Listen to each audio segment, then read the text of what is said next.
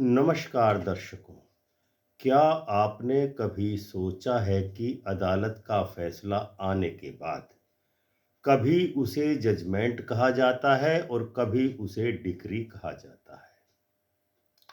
तो क्या ये दोनों एक ही चीज हैं या इनका कानूनी महत्व अलग-अलग है? क्यों कई लोग केस जीतकर भी अपना हक हासिल नहीं कर पाते हैं? और क्यों वकील बार-बार कहते हैं कि जजमेंट आ गया है, अब डिक्री भी बनेगी। आज के इस वीडियो में हम सिविल प्रोसीजर कोड 1908 यानी सीपीसी के सबसे महत्वपूर्ण और सबसे कंफ्यूजिंग कंसेप्ट को बहुत आसान भाषा में आपको समझाने वाले हैं।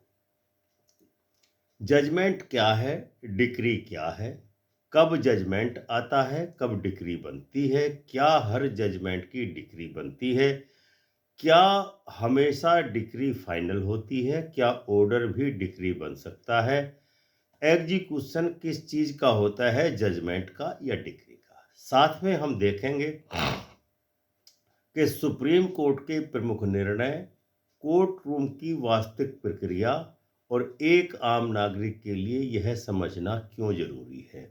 तो चलिए शुरू करते हैं।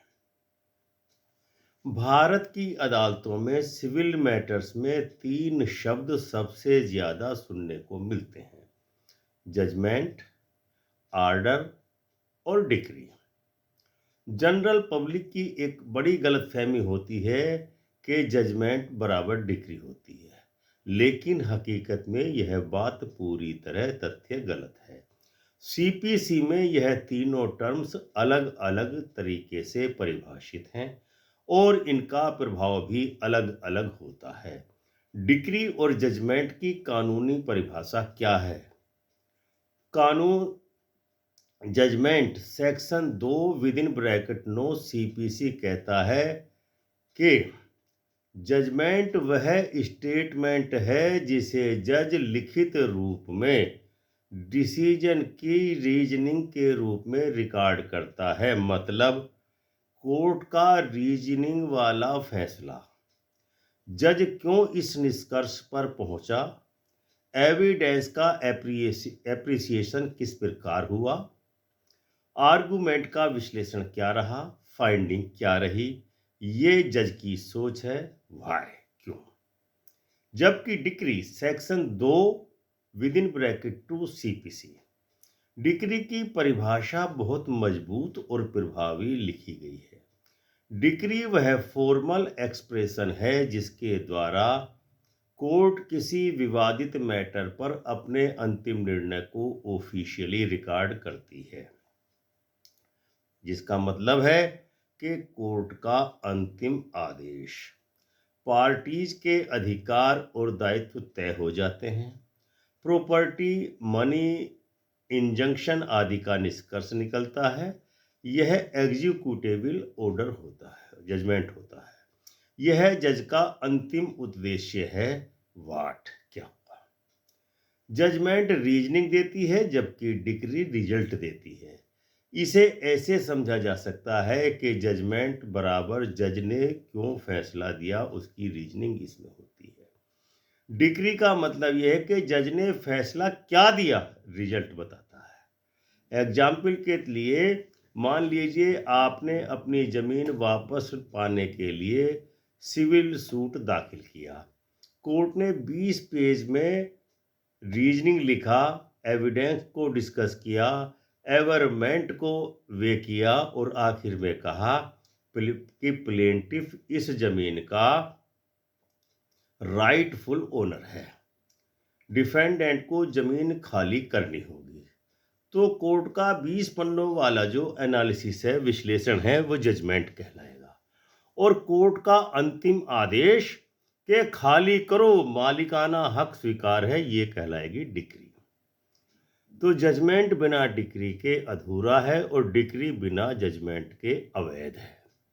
सीपीसी कहती है कि हर जजमेंट को डिक्री फॉलो करेगी, क्योंकि जजमेंट रीजनिंग है लेकिन डिक्री फॉर्मल एक्सप्रेशन है जिससे कोर्ट का आदेश लागू होता है। जजमेंट और डिक्री में 10 बड़े अंतर होते हैं, जिन्हें अब हम आपको बतलाते हैं। पहला, नेचर, जजमेंट रीजन है, डिक्री रिजल्ट है। नंबर 2, सीपीसी के section, judgment section 2 within bracket 9 में दिया गया है, जबकि decree section 2 within bracket 2 में दी गई है। नंबर 3, हु प्रिपेयर्स, जजमेंट जज लिखता है, डिक्री कोर्ट स्टाफ तैयार करता है और जज उस पर साइन करता है। नंबर 4, एग्जीक्यूशन, जजमेंट एग्जीक्यूट नहीं होता, डिक्री एग्जीक्यूटेबल होती है। नंबर 5, अपील जजमेंट की नहीं होती, जबकि डिक्री की अपील होती है। Number 6, forum, judgment worded reasoning होती है, जबकि डिक्री फॉर्मल लीगल डॉक्यूमेंट होता है। नंबर 7, कंपोनेंट, जजमेंट में फैक्ट होते हैं, इश्यूज होते हैं, एविडेंस होते हैं, फाइंडिंग होती है, रीजनिंग होती है, जबकि डिक्री में केवल फाइनल ऑपरेटिव पार्ट लिखा जाता है। नंबर 8, जजमेंट लंबा हो सकता है, डिक्री 1 या 3-4 पेज की समरी में रूप में हो सकती है। Number 9, binding nature, judgment logic प्रस्तुत करता है, जबकि डिक्री एनफोर्सेबल राइट बताती है। Number 10, presence in court record, judgment public document होता है, जबकि decree court certified formal document होता है। सिविल केस का पूरा life cycle, judgment and decree flow chart क्या कहता है? आप अपने व्यूवर्स को ये समझ सकते हैं कि पहले समन इश्यूड होंगे, दावा जब दाखिल करेंगे, फिर रिटन स्टेटमेंट आएंगे, फिर एविडेंस होगी, फिर आर्गूमेंट होगा, फिर जजमेंट लिखी जाएगी, फिर डिक्री ड्रॉन होगी और लगभग 15 दिन उसके नोटिफिकेशन में लगते हैं। फिर डिक्री सर्व्ड होगी, एग्जीक्यूशन एप्लीकेशन दायर होगी, अटैचमेंट पोजेसन डिलीवर्ड किया जाएगा। यानी जजमेंट सिर्फ एक्सप्रेशन है और डिक्री से ही कानून का निर्णय लागू होता है। क्या हर जजमेंट से डिक्री बनती है? सवाल ये है। कुछ जजमेंट से डिक्री नहीं बनती, ऐसा भी कानून में है। उसे कहते हैं preliminary order, interlocutory order, dismissal for default, return of plaint. ऐसे मामलों में कभी भी डिक्री नहीं बनती, लेकिन जहां सूट डिसमिस्ड हो मेरिट पर, वहां डिक्री जरूर बनेगी। सूट डिक्री अगर होता है तो डिक्री जरूर बनेगी। पार्टली डिक्रीड होती है तब भी डिक्री बनेगी। जजमेंट हमेशा रीजनिंग देता है, डिक्री हमेशा ऑपरेटिव ऑर्डर होती है। डिक्री कितने प्रकार की होती है, अब हम आपको बतलाते हैं। नंबर 1, प्रिलिमिनरी डिक्री, जब अधिकार तय हो जाए और फाइनल रिलीफ न मिले तो प्रिलिमिनरी डिक्री होती है, जैसे पार्टीशन सूट में हिस्सेदारी तय हो जाना। नंबर 2, फाइनल डिक्री, जब अंतिम अधिकार तय हो जाए। Number 3, partly preliminary plus partly final decree. Number 4, x party decree, जब डिफेंडेंट पेश ही न हुआ हो। नंबर 5, कंसेंट डिक्री, जब दोनों पक्ष समझौता कर लें। नंबर 6, डीम्ड डिग्री, फरियादी की प्लेंट रिजेक्शन ऑर्डर 7 रूल 11 को सुप्रीम कोर्ट ने डीम्ड डिक्री माना है।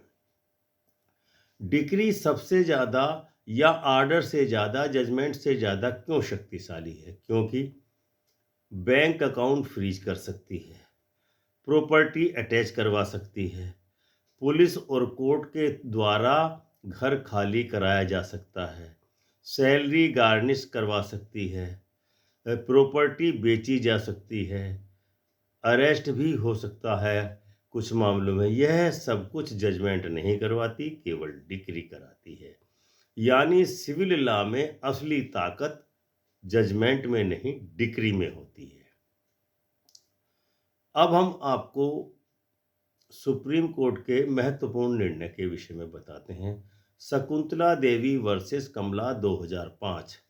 जजमेंट रीजनिंग है और डिक्री एग्जीक्यूटेबल है। दूसरा जजमेंट था शाह बाबूलाल खिमजी 1981, जिसमें कहा गया every judgment must be followed by a decree. तीसरा केस था मल्लुरु मलप्पा 2020, जिसमें कहा गया कि डिक्री के बिना सूट पूरी तरह कंप्लीट ही नहीं होता है। इस प्रकार से हम कह सकते हैं कि उदाहरण के तौर पर राधा ने अपने घर पर कब्जा छुड़वाने के लिए एक सूट दायर किया। 10 साल तक वाद चला। कोर्ट ने रीजनिंग दी कि राधा सही है, ये जजमेंट है। लेकिन फिर कोर्ट ने डिक्री देती कि कब्जा वापस करो, तो एग्जीक्यूशन दायर हुई, कोर्ट का अधिकारी पहुंचा और कब्जा दिलाया गया। यह सब डिक्री की वजह से ही संभव हुआ, जजमेंट की वजह से ये संभव नहीं हुआ। इस प्रकार से हम कह सकते हैं कि जजमेंट एनालिसिस करता है लेकिन डिक्री एग्जीक्यूट होती है, जजमेंट एग्जीक्यूट नहीं होता। तो इस प्रकार से अपील जो है जजमेंट के विरुद्ध नहीं होती, डिक्री के विरुद्ध होती है। तो दोस्तों, सिविल प्रोसीजर कोड को समझना आम बात है, लेकिन अगर आप जजमेंट और डिक्री का अंतर समझ गए हों तो सिविल लॉ का 40% हिस्सा आप समझ चुके हैं। याद रखिए, जजमेंट आपको फैसले का कारण देता है, डिक्री आपको वह फैसला दिलाती है। जजमेंट कानून है, डिक्री शक्ति है, दोनों मिलकर न्याय की पूरी प्रक्रिया को पूर्ण बनाते हैं। अगर यह वीडियो आपको समझ आया हो, अच्छा लगा हो तो कमेंट में लिखिए। सीपीसी आसान है और जुड़े रहिए कानून टीवी के साथ। वीडियो को लाइक कीजिए, शेयर कीजिए, चैनल कानून टीवी को सब्सक्राइब कीजिए, क्योंकि जहां कानून सरल होता है और न्याय सबके समझने के योग्य होता है। मिलते हैं अगले किस वीडियो में, तब तक के लिए आज्ञा दीजिए। जय हिंद, जय भारत, जय संविधान।